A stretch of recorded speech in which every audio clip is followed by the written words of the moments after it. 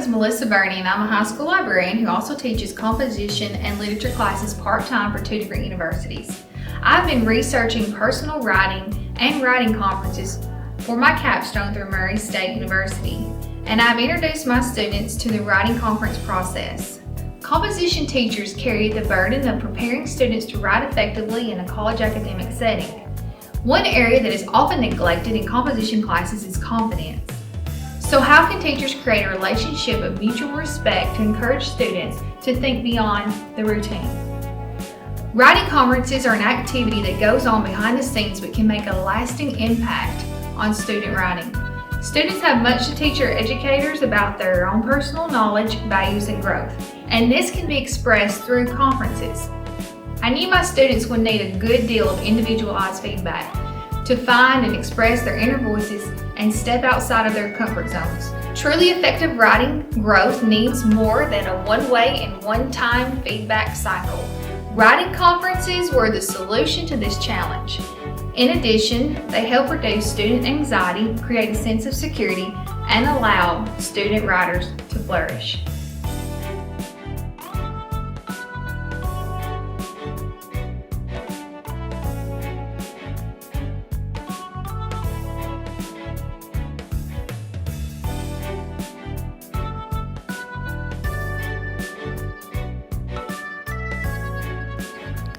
Now one might wonder, what is the most productive way to conduct a student-teacher writing conference?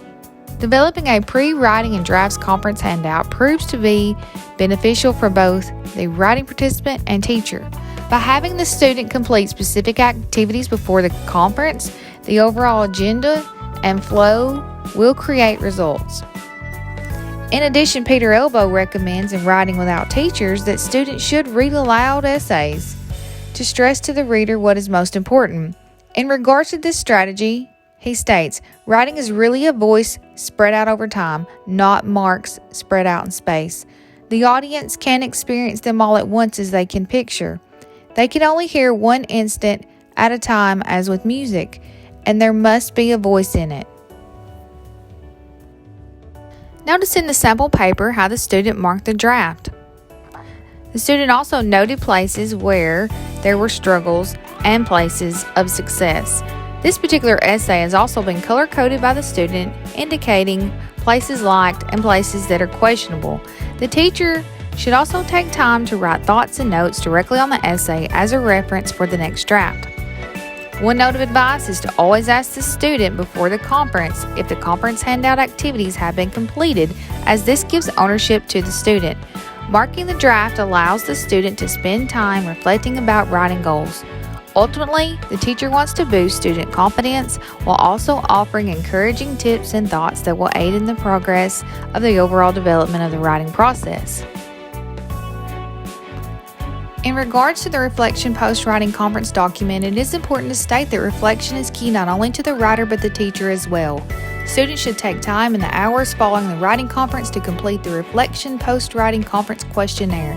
The writer is asked to describe the writing process taken, strengths and weaknesses of the particular draft, along with giving thoughts on how writing this essay might be beneficial in the future. The writer should also give feedback concerning the overall effectiveness of the writing conference so that the teacher can continue to grow, reflect, and make possible improvements before the next conference. In the next clip, you will see how my students felt they benefited from participating in the writing conferences. The word art behind the students includes words either written in their essays or spoken in their conferences. Each word art piece is unique to those students' interests, future college choices, and career goals. I really enjoyed the writing conferences, mainly because they offered a really safe and non-judgmental environment where you can talk about your ideas freely and not feel judged. I found that the writing conferences with Ms. Burney were very helpful. The main thing that she showed me was how to include personal notes into my writing. By talking with Ms. Burney during the conferences and asking questions, she was able to teach me a new way of starting them, which is beginning with a flashback. Ms. Burney would take me aside in class and we would do a one-on-one, and I could learn what I needed to work on, some mistakes I had, and what was perfect for the essay. They helped me to be more personal with my essays. I would say it's a lot better than the average teacher just writing down notes because it's continuous and continuous feedback? For me, the hardest part of writing is incorporating imagery into my stories. So being able to sit down one-on-one with an instructor and be able to read to them while they give me immediate feedback on how to improve was definitely the most helpful part of the conferences. If you're still here, I want to say thank you for watching. There is true value in taking time to conduct one-on-one writing conferences, which have been key to pedagogical success for teachers of writing for more than 100 years. This is due to the effectiveness of not only allowing instructors another venue for giving feedback, but also as a bridge to build strong relationships with students and improve overall writing among the students who attend. When I started with the idea, my main focus revolved around ways to aid students in writing and revising the personal scholarship essay to include voice and authenticity. As I went on, I learned through dialogue what matters most to my participants. I will be restructuring my future composition classes to include one-on-one writing conferences that will have 3 mandatory meetings. Writing conferences become a practice in scaffolding. The first meeting is simply a time to have the student read aloud the essay while getting comfortable with the process. The second conference turns into dialogue between 2 writers, one being the student.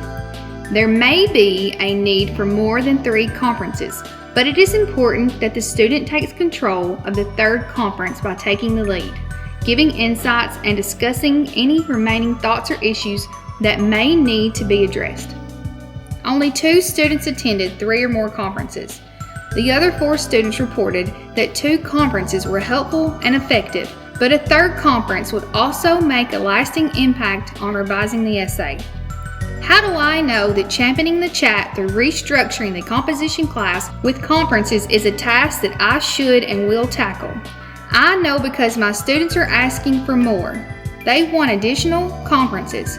Writing conferences matter and are worth the time. Through humor, dialogue, and authenticity, my students have gained more confidence and taken more ownership of their writing.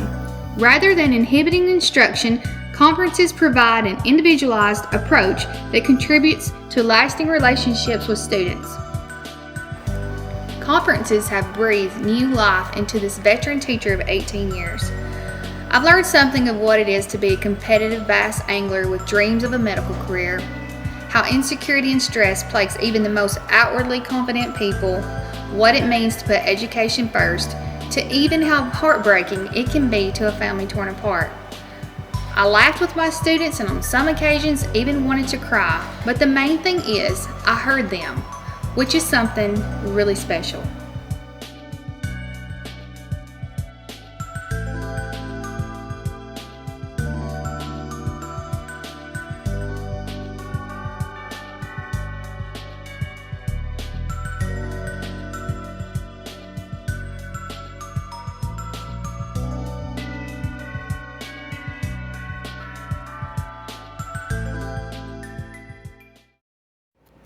Thanks for watching.